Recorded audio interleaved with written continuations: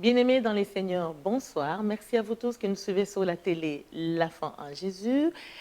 Bonne année à vous tous qui nous suivez encore. Merci vraiment pour votre fidélité. Ce soir, nous sommes sur le plateau toujours de la télé L'Enfant en Jésus dans votre émission Les temps prophétiques, présentée par votre serviteur, prophète, exaucé Guigui Lungu et par votre humble servante Marie Dienga. Bonsoir, pasteur. Bonsoir, sœur Marie. C'est la première émission de l'année 2016. Oui. Nous aimerons que vous bénissez le peuple et vous nous bénissez aussi. Seigneur, merci pour ces moments merveilleux que tu nous as donnés par ta grâce. Nous voulons bénir ces instants que nous passerons en ces lieux. Nous voulons juste être des canaux de bénédiction pour ton peuple et pour nous aussi.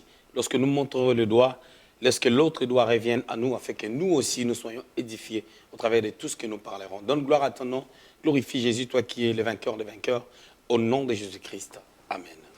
Merci beaucoup, prophète exaucé. Nous sommes sur ce plateau, nous allons parler d'un thème. Nous allons parler dans quelle génération sommes-nous? Et par là, nous voulons savoir un peu les mots génération.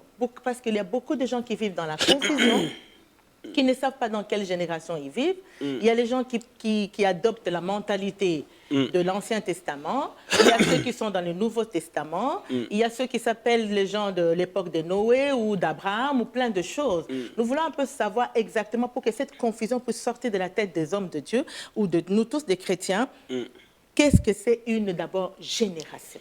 Les dictionnaires donnent plusieurs définitions concernant la génération. Déjà, je vais en prendre deux. Il y a dans d'autres écritures, ou je dirais dans d'autres dictionnaires, on a dit que la génération, ce sont des personnes qui sont comprises entre 0 à 10 ans. C'est-à-dire les personnes qui vivent dans la même époque. Et plus loin, on dira encore que la génération, ce sont des personnes qui sont comprises entre 0 à 50 ans. Et d'autres, on dit de 0 à 20 ans. Mais dans le sens biblique, la génération n'est pas déterminée par les années. Mais la génération est déterminée par la décision que le Seigneur prend, premièrement, et deuxièmement, par rapport à la conduite des gens. Parce que la génération parle de la dispensation sur le plan biblique. Et la dispensation, c'est une période que Dieu s'est choisi dans sa souveraineté. Et dans la dispensation, Dieu travaille avec des hommes. Il établit des alliances avec des hommes. Des dispensations sur le plan théologique, il y en a 7. Depuis Adam jusqu'à nos jours, nous avons vécu 6 dispensations. Et là, nous sommes à la 6e dispensation. Et la première avait commencé dans les jardins d'Éden, lorsque Dieu a créé l'homme et la femme. Vous remarquez que les temps que cette dispensation a duré n'est pas déterminé. C'est pour ça que je dis que, selon les dictionnaires, il y a des clauses, c'est-à-dire on dit ça commence là, ça s'arrête là. Mais sur le plan spirituel, sur le plan biblique, la dispensation est définie au sens plus large. Cela dépend de l'alliance. Lorsque l'alliance n'est pas rompue, la dispensation continue. C'est comme nous, dans la dispensation où nous vivons. À l'époque où nous vivons, la génération où nous sommes, c'est la génération de l'Église. Ce qu'on appelle communément la génération de la grâce, la dispensation de la grâce. L'époque de la grâce, l'époque du Saint-Esprit, qui a commencé depuis les jours de la Pentecôte. Et jusqu'en ce jour, ça fait presque 2000 ans depuis que cette dispensation a commencé. Cette dispensation a commencé à l'an 33. Et au jour d'aujourd'hui, nous sommes à 2016. Et dans quelques années, ça va faire 2000 ans précisément depuis que cette dispensation a commencé. Voilà. Merci beaucoup. Pourriez-vous un peu nous dire dans quelle génération nous sommes aujourd'hui? Nous sommes dans la génération de l'Église. La génération de l'Église, la génération apostolique et prophétique. Et qu'est-ce que c'est cette génération de l'Église? C'est une génération, parce qu'aujourd'hui on nous parle, nous sommes sous la grâce. Et sous la grâce, nous voyons que, si nous voyons, par exemple, je regarde dans la Bible, moi je lis la Bible aussi, je regarde dans la Bible à l'époque avant Jésus-Christ, le Seigneur était vraiment, c'était un feu dévorant. Lorsque quelqu'un péchait ou se méconduisait, un homme de Dieu, tout ça, il était frappé directement. Mais aujourd'hui, nous voyons beaucoup d'abus dans les églises. Nous voyons beaucoup d'abus chez les chrétiens. Les chrétiens vivent n'importe comment. Est-ce que cela, nous pouvons comparer ça à quelle génération? Parce que je vois ici, la génération Lot, par exemple, elle correspond à quoi? au Sodome et Gomorrhe, ou il y a quoi? Parce qu'aujourd'hui, nous voyons toute la méchanceté, toutes ces choses qui s'est créées aujourd'hui. Très bien. Je vais me permettre d'abord de pouvoir définir, ou je dirais expliquer les époques ou les générations qui se sont passées avant que nous arrivions à cette génération ou à cette dispensation, ce qu'on appelle la dispensation de l'Église qui a commencé depuis les jours de la Pentecôte. La première génération ou la première dispensation, c'était la dispensation d'Adam. Lorsque Dieu a créé l'homme et la femme, ils étaient innocents dans le monde du péché. Mais ce qui a amené cette dispensation de pouvoir tomber, c'était le péché de l'homme. Quand l'homme a péché, l'homme s'est séparé de Dieu et ils sont tombés dans la deuxième dispensation directement. C'est la dispensation de la responsabilité morale. La première dispensation, c'était la dispensation de l'innocence. Et quand l'homme a péché, il est devenu conscient de ses actes. C'est pour cela qu'on appelle la deuxième dispensation la dispensation de la responsabilité morale.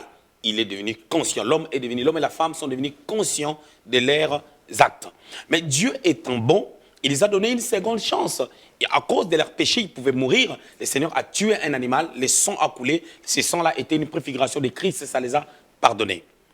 Ils ont vécu dans la deuxième dispensation. Et dans cette dispensation, vous remarquerez dans Genèse au chapitre 6, la Bible déclare que la méchanceté de l'homme est en train de s'augmenter. Et Dieu a réduit les jours de vie de l'homme. Il a dit, l'homme ne vivra désormais que 120 ans. Et les gens de cette époque étaient tellement dans le mal. Et à cette époque, Dieu avait trouvé une seule personne qui était juste. Cette personne s'appelait Noé. Et quand Dieu trouve une nouvelle personne avec qui il établit une alliance, la dispensation en cours devient caduque à cause de la désobéissance des hommes qui ont vécu dans cette génération. Dieu choisit Noé.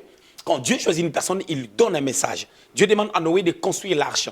L'arche, typologiquement, était comme une église. Ces bateaux-là étaient comme une église. Ou en d'autres termes, je dirais, l'arche était comme Christ, où toutes les personnes devaient revenir à Christ afin de voir Dieu. Souvenez-vous, Jésus est le chemin, la vie et la vérité. Et personne ne peut aller au Père sans pour autant passer par Jésus. Et l'arche était Christ, parce que l'arche était formée, était fabriquée par les bois de Gopher, un bois solide qui est Christ. L'arche pouvait rester longtemps dans l'eau sans que ces bois s'abîment.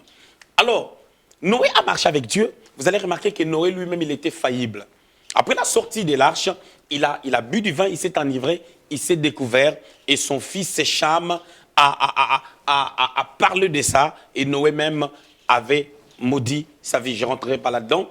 Et parce que l'homme est faillible, il y a eu la génération de toutes ces personnes-là qui ont failli. Nous avons vu dans cette génération, il y a eu quelqu'un qui s'est levé, qui était devenu puissant. C'était Nimrod. C'est lui l'investigateur même de la franc-maçonnerie que nous voyons aujourd'hui.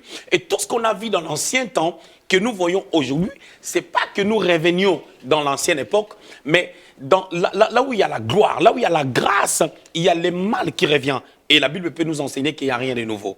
Et dans cette époque-là, maintenant, Dieu a trouvé Abraham comme juste. Et Abraham était de la descendance de Sem. Dieu a appelé Abraham qui habitait en Ur, en Chaldée.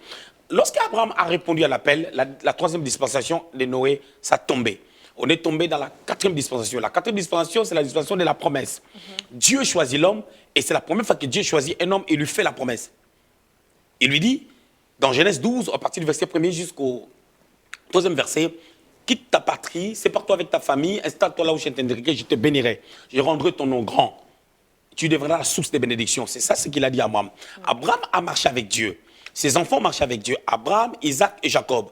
Dieu dit à Abraham dans Genèse au chapitre 15 que tes descendants seront esclaves. Parce que Abraham, dans Genèse au chapitre 15, il devait faire un sacrifice à Dieu, mais il n'a pas fait des choses selon les normes bibliques. Et Dieu lui dit, sache-les que tes descendants seront esclaves, mais à la 4e génération, je les visiterai. C'est ça la génération qui s'est retrouvée en Égypte. Et 430 ans après, Dieu les a visités. Quand Dieu les a visités, il a fallu un sauveur. Il a fallu quelqu'un qui va répondre à l'appel du Seigneur. Cette personne était Moïse. Ils allaient faire 400 années. Mais comme les sauveurs n'étaient pas encore préparés, vous remarquerez que ça a pris 30 années après. Et quand la prophétie avait atteint 390 ans, Moïse avait 40 ans. C'est là où Moïse a tué l'Égyptien. Il ne pouvait pas sauver parce que son cœur n'était pas préparé. Quand Moïse a fui, il est parti chez Jéthro, il a été préparé pendant 40 ans et en revenant, ça fait 430 années, Moïse les a libérés. En sortant maintenant de l'Égypte, ils ont traversé la mer Rouge. Dieu, dans la montagne, il a appelé Moïse. Là, on est dans Exode chapitre 19. Dieu appelle Moïse pour déclencher une nouvelle alliance, la 5e dispensation. Là, maintenant, Dieu conclut l'alliance non pas seulement avec un seul homme, comme les cas de Noé, comme les cas d'Adam, mais il conclut l'alliance avec toute une nation, avec comme chef Moïse, et Aaron étaient sacrificateurs. Cette dispensation a duré beaucoup d'années, jusqu'à Jean-Baptiste. La dernière personne qui a opéré dans cette dispensation, c'était Jean-Baptiste, qui était le précurseur du Seigneur. Et le Seigneur lui-même qui a conçu. Vous savez, David, quand Salomon voulait construire les temples, selon la parole de l'Éternel, David a préparé les matériels pour la construction. C'est ce que Christ a fait. Christ a préparé tout ce qu'il fallait pour la conception de l'Église. Il a préparé les disciples, il a préparé les gens qui devaient être les moteurs ou à la tête de cette dispensation. Il les a préparés pendant 3 ans et demi. Il est mort sur la croix, il a conçu l'Église qui était accouchée par le Saint-Esprit le jour de la Pentecôte. Et nous sommes de la génération de l'Église. Ce qui veut dire, étant de la génération de l'Église, notre conduite ne doit pas être comme Salomon qui avait plusieurs femmes, mais notre conduite doit être selon la pensée de Dieu. C'est ce que nous voyons aujourd'hui. Nous voyons aujourd'hui beaucoup de gens vivant dans l'Église, mais vraiment vivant dans la méchanceté, vivant dans l'adultère. Les hommes de Dieu qui sont dans l'adultère, qui ont des femmes de ministère, qui quittent leurs femmes pour en épouser d'autres, qui abandonnent. Nous voyons plein de choses que nous allons peut-être développer ici, parce que nous disent que nous sommes sous la grâce. Qu'est-ce que c'est la grâce? Nous allons prendre la parole de Dieu. La grâce, c'est Jésus. La grâce, par définition, en réalité, c'est une faveur imméritée. C'est une faveur imméritée. C'est-à-dire, c'est quelque chose que je reçois sans que je paye quelque chose. Nous avons reçu la grâce au travers de l'œuvre rédemptrice de Christ. Christ est mort sur la croix. Personne n'a payé quelque chose. On ne les connaissait pas. On n'était peut-être pas nés. Il y a bientôt 2000 ans, Christ est mort sur la croix à l'an 33. Ma question qui me vient dans la tête, excuse-moi, alors, je voulais d'abord répondre à cette question-là, parce que vous m'aviez dit, comment nous devons nous comporter à cause de la grâce. La grâce, c'est une faveur. Il y a une mauvaise compréhension de la grâce de Dieu. Nous devons comprendre une chose. Je vais lire un texte dans Romains, au chapitre 6, à partir du verset 1er. La Bible déclare ceci. Que dirions-nous donc? Demeurerions-nous dans le péché afin que la grâce abonde? Loin de là. Nous qui sommes morts au péché, comment vivrions-nous encore dans le péché? Ce qui veut dire que quelqu'un qui prend la grâce comme un appui pour faire le mal, afin que la grâce surabonde, afin que Dieu puisse les pardonner à cause de ses péchés, se trompe. Pourquoi? Romains au chapitre 8, la Bible déclare ceci. Ceux qui sont conduits par l'Esprit sont fils de Dieu. Ce qui veut dire, si nous sommes conduits par l'Esprit, nous sommes fils de Dieu. Mais écoutez ce que Galates au chapitre 5 dit. Galates dit, voici les œuvres de la chair, voici les œuvres de l'esprit. Et on dit que ceux-là qui marchent selon les œuvres de la chair n'hériteront pas le royaume des cieux. Et ceux qui marchent selon les œuvres de l'esprit, ce sont ceux-là qui sont fils de Dieu. Et si nous sommes fils de Dieu, parce qu'en Jésus nous sommes fils de Dieu. La Bible dit dans Jean au chapitre 1er, au verset 11 à 12, à tous ceux qui l'ont reçu, à tous ceux qui croient à son nom, elle a donné le pouvoir de devenir enfants de Dieu. C'est-à-dire, si nous sommes enfants de Dieu, si nous sommes fils de Dieu, nous devons marcher selon les œuvres de l'esprit, qui sont différentes des œuvres de la chair. Donc, nous n'allons pas demeurer dans le mal, dans le péché, parce que la grâce surabonde. Ça, c'est tergiverser la parole de Dieu. Par là, vous voulez dire maintenant que si je comprends bien la réponse que vous venez de donner, il y a beaucoup d'hommes de Dieu.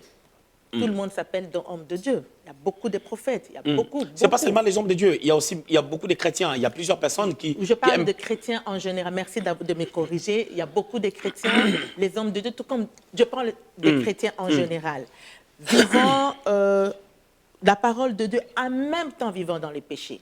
Pour ne pas faire une tautologie, je dis. S'autoproclamant de beaucoup de titres.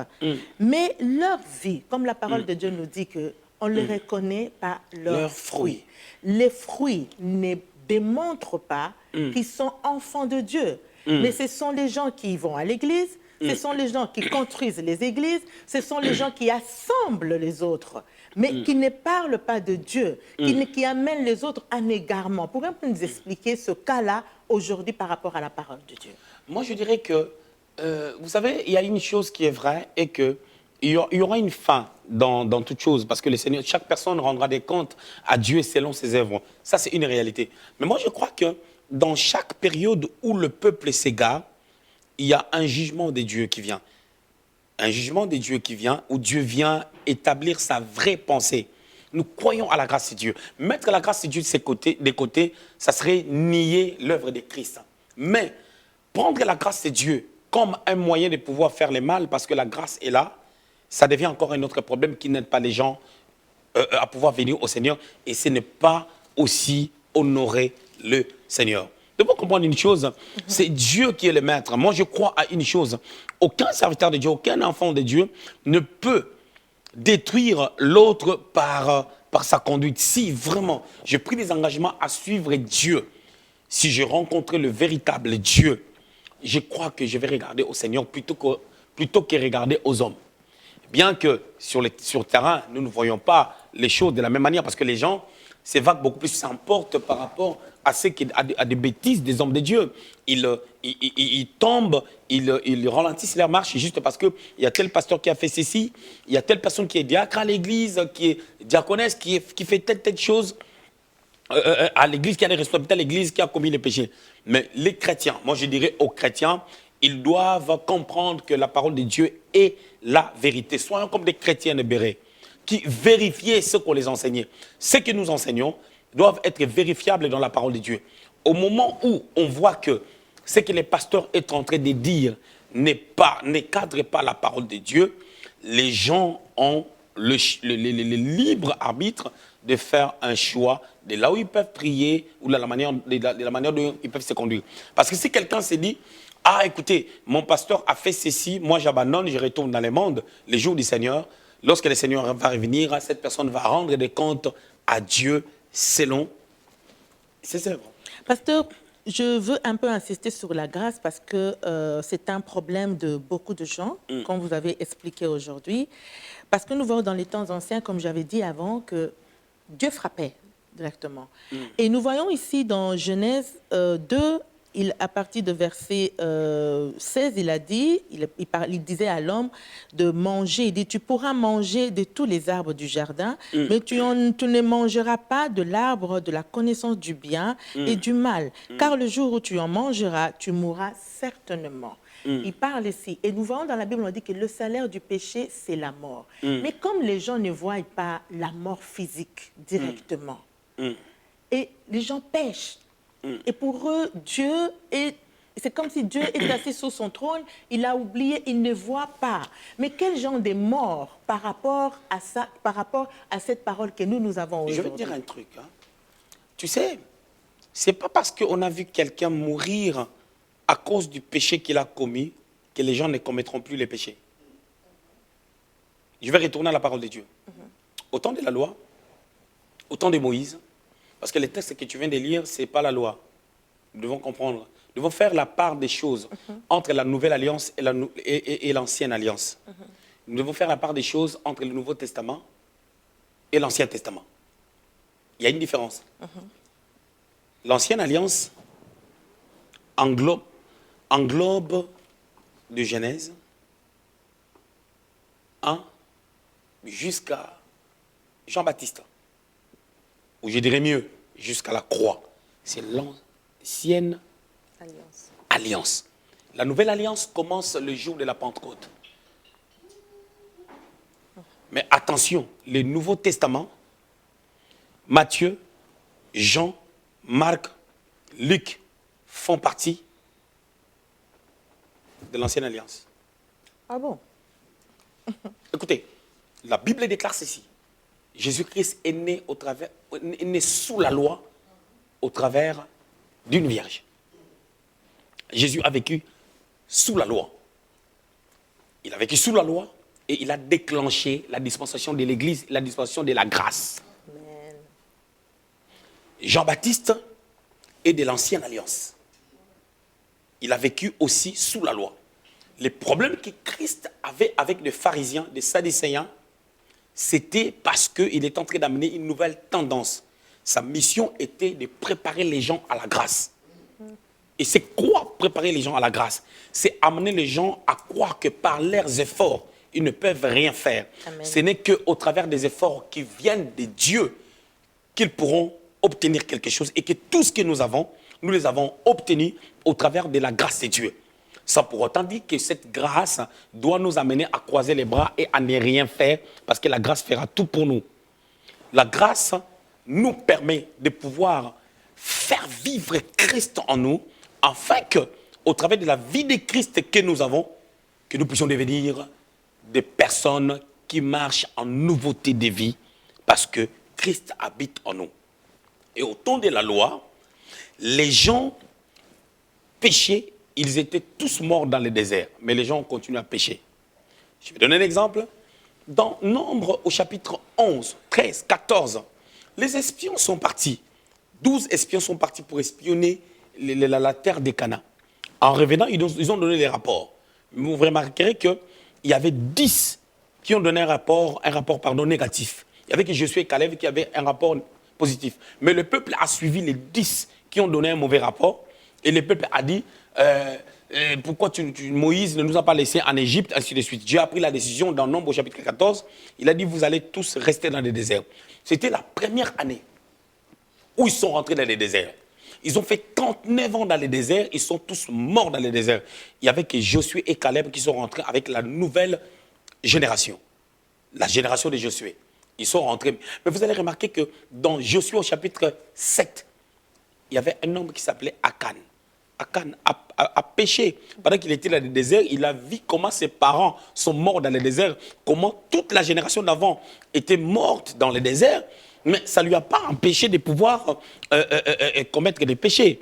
Ce qui veut dire que quand on dit le salaire du péché, c'est la mort, les dons gratuits de Dieu, c'est la vie éternelle en Jésus-Christ, nous devons comprendre une chose.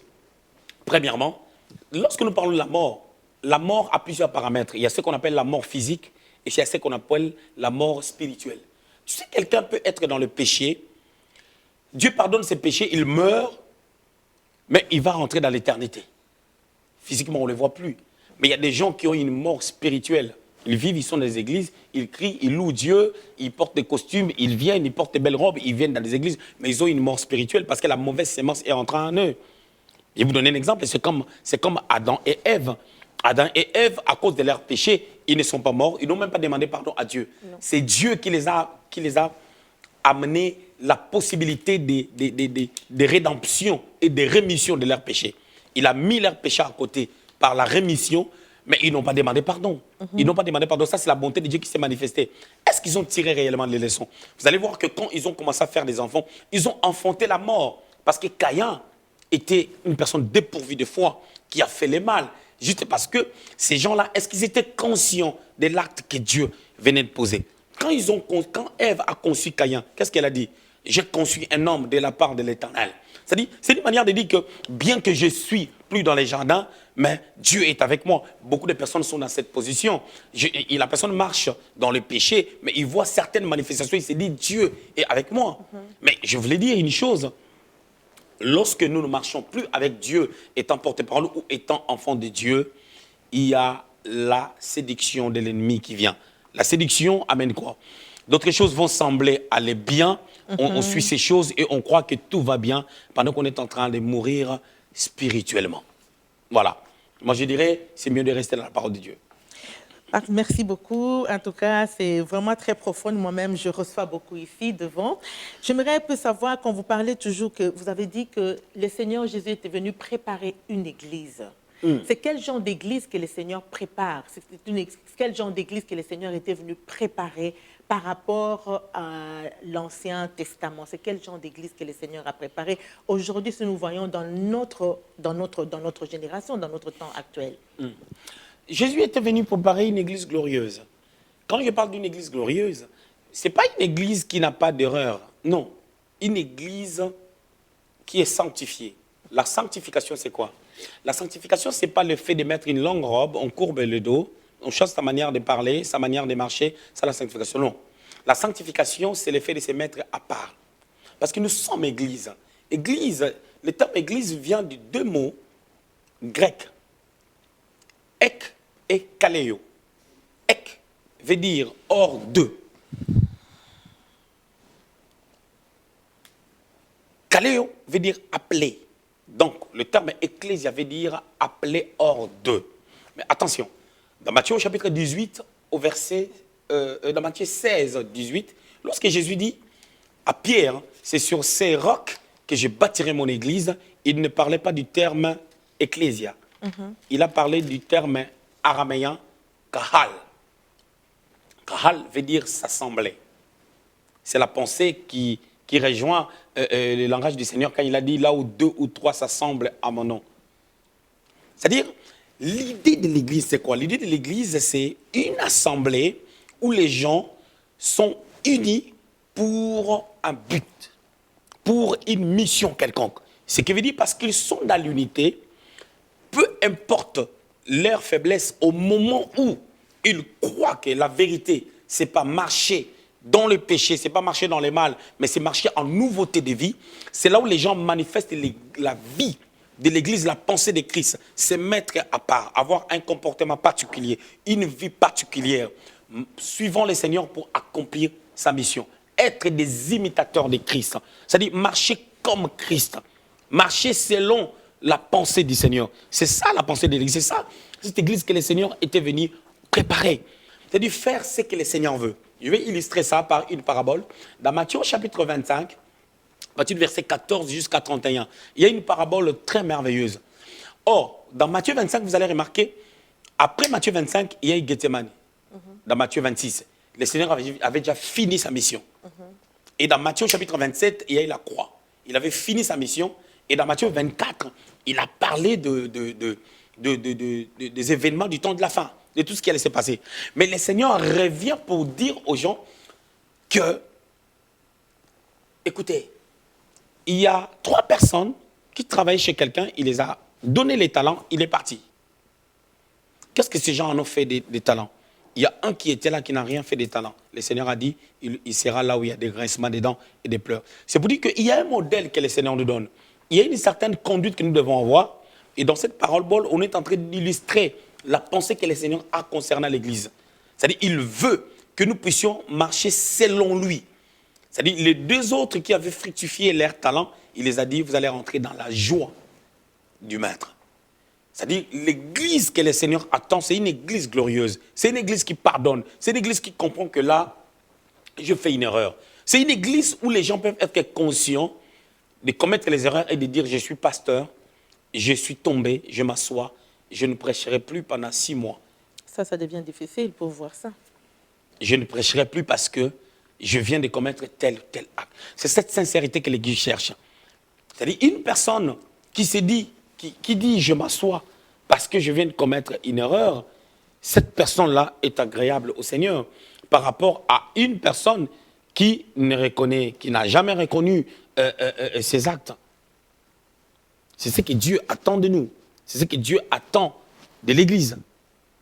Et notre problème est que le pasteur peut dire, écoutez, je viens de commettre une erreur et tout, j'abandonne. Je ne prêcherai pas pendant 6 mois. L'Église va se fermer. Et ces hommes de Dieu, ils pensent aussi à ça. Mais moi, je dirais, il est avantagé, il est important de prendre certaines décisions et que quand on vit dans le mal, quand on vit dans le péché, de ne pas prendre le temps de passer devant pour parler au peuple de Dieu, mais de restaurer sa relation avec le Seigneur, ou je dirais mieux, de revenir au Seigneur qui restaure la vie, qui restaure nos relations. Il y a aussi une parabole ici, une parole du Seigneur Jésus dans Matthieu 12, 39 qui parle d'une génération méchante, adultère qui demande des miracles. Nous voyons aussi, nous sommes dans une génération où nous aimons beaucoup de miracles. Nous aimons beaucoup de prophéties. Nous voyons même à la télé toutes ces pratiques où on fait sortir des sauterelles, je ne sais pas, sous les corps. Est-ce que toutes ces pratiques-là sont des pratiques de Dieu? Écoutez, je peux pas, déjà premièrement, avec tout le respect que je dois aux hommes de Dieu, aux chrétiens, je ne peux pas limiter Dieu. Ça, c'est déjà quelque chose. Mais moi, je dirais, tout ce qui n'édifie pas, après, devient inutile. Je crois que Dieu, pour délivrer la délivrance, c'est un aspect spirituel. Mais au moment où un homme de Dieu prie pour quelqu'un, lui ne sait pas ce qui se passe. Et on voit les crapauds ou une bête sortir du corps de la personne. Si ce n'est pas cet homme de Dieu-là qui l'a fait, que c'est sorti celle, c'est sorti celle. C'est par respect que j'ai dit toutes ces choses-là. Je ne peux pas limiter Dieu. Dieu, dans son conseil, la manière dont il se décide pour faire des choses, moi, je ne suis pas là. Mais moi, je vais rester dans la parole de Dieu pour dire ceci. Pour dire qu'il faut chercher les hommes de Dieu qui voient des crapauds sortir dans leur ministère pour leur poser ce genre de questions. Mais moi, je répondrai mieux en disant ceci. Que Dieu est esprit, les démons sont des esprits, il peut y avoir des manifestations palpables. Moi, je vais donner un exemple. Une fois, il y a 16 ans en arrière, on a prié pour quelqu'un. C'était en Afrique. J'ai prié pour une personne. La personne a vomi une peau d'arachide dure, crue. C'est sorti comme ça. Et voilà, j'ai vu. Et ça s'est fait une fois. Ça ne s'est pas fait 30 fois. Ça ne s'est pas fait 100 000 fois. J'ai vu ça une fois. Ce n'est pas une doctrine. Le problème, c'est quoi? Nous cherchons des fois à mystifier les choses. À mystifier les choses et à prendre des choses qui peuvent arriver une seule fois et en faire une doctrine. Je ne sais pas comment ces gens-là font. Il faut leur poser la question. Mais moi, je sais que les démons sont des esprits et Dieu est esprit aussi. Raison pour laquelle nous devons l'adorer en esprit en vérité. Et les démons, ce sont des esprits qu'on doit résister, qu'on doit chasser. Et notre problème sur l'aspect de la délivrance, lorsque les démons, les esprits mauvais quittent les corps, ils cherchent un moyen de pouvoir revenir. L'homme qui est né de nouveau est sauvé. Sauvé, son esprit est sauvé, mais par contre, son âme, qui est la partie des émotions et des sentiments, doit être traitée. C'est-à-dire par la croissance spirituelle, l'homme fermera des portes. Lorsque les portes ne sont pas fermées, ces démons vont revenir. Mais l'aspect de la délivrance est un aspect spirituel. Quand vous dites par la croissance spirituelle, la personne doit être nourrie de quoi? De la parole de Dieu. Quand je parle de la croissance spirituelle, déjà par définition, la croissance spirituelle, c'est un développement progressif d'un corps organisé. Le corps organisé est comment? C'est le corps qui est nourri avec la parole de Dieu. La parole de Dieu, c'est une nourriture qui nourrit notre être spirituel. Et lorsque notre être spirituel a accepté réellement Jésus, il y aura une symbiose entre la parole qui vient dans ses corps. C'est comme un enfant qui n'aime pas manger, sa situation sera catastrophique. Lorsqu'on est nourri au travers de la parole de Dieu, on va grandir spirituellement. Et pour savoir que quelqu'un a grandi spirituellement, ce n'est pas parce qu'il les dit, non, c'est parce qu'on les sent. La Bible dit, vous les connaîtrez par leurs fruits. Et l'Esprit rend témoignage à notre esprit que nous sommes des dieux. Si quelqu'un n'est pas des dieux, l'Esprit rendra témoignage. Et ces fruits vont démontrer que la personne n'est pas des dieux. Parce que nous sommes arrivés presque à la fin, mais j'aimerais quand même, j'ai une question qui m'est venue à la tête, je pense que c'est très très important. Toutes ces personnes qui sont en train de recourir vers les ministères de délivrance et qui ne sont pas préparées ou qui ne sont pas à des endroits bien adéquats pour avoir la bonne nourriture, parce qu'on se développe, que là on a une très bonne nourriture. Je vais dire une chose pour revenir un peu avec la question de tout à l'heure. Oui. Tu avais soulevé un verset qui avait dit, une génération demande un miracle. Le Seigneur les a dit après. Il les a dit, il vous sera donné que le miracle de Jonas. Oui, c'est ça que je voulais C'est-à-dire continuer avec la résurrection. Le Seigneur est en train de leur dire... Il parlait avec qui? Il parlait des pharisiens. Dans leur attitude, ils ont demandé au Seigneur de leur donner un miracle. Quel est le miracle que tu nous montres? C'était dans les temples. C'était dans les temples parce que le Seigneur, une fois dans les temples, il a fouetté les gens. Une fois dans les temples, il était venu, il a dit, détruisez-moi ces temples, je les rebâtirai en 3 jours. Mais écoutez ce que le Seigneur a dit. On dit, toi qui rebâtis les temples, donne-nous un miracle.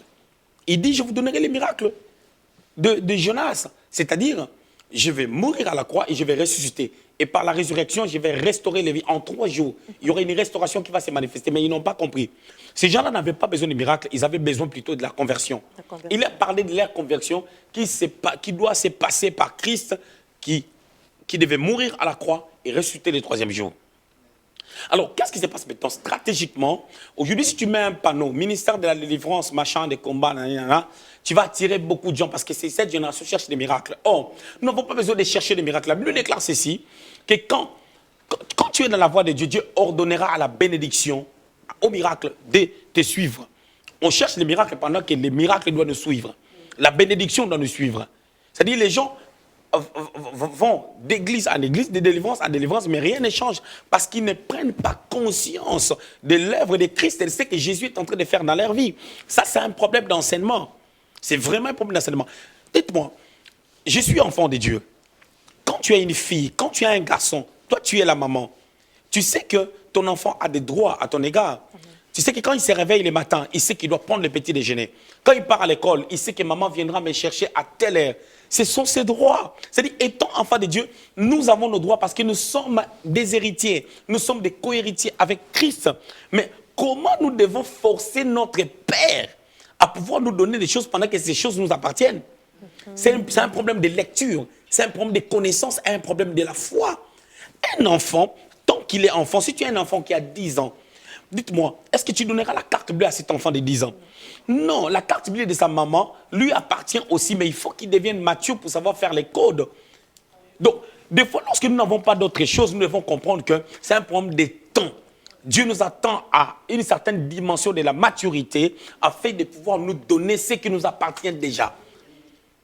C'est ce que, vous savez, il y a une illustration des fils perdus. Le fils perdu dans la Bible, moi je dirais, le vrai fils perdu, c'était le fils qui était resté à la maison. Amen. Parce que l'autre là, il était immature, il est parti, mais quand il est revenu, l'autre n'a pas voulu les recevoir parce qu'il ne connaissait pas la vision du père.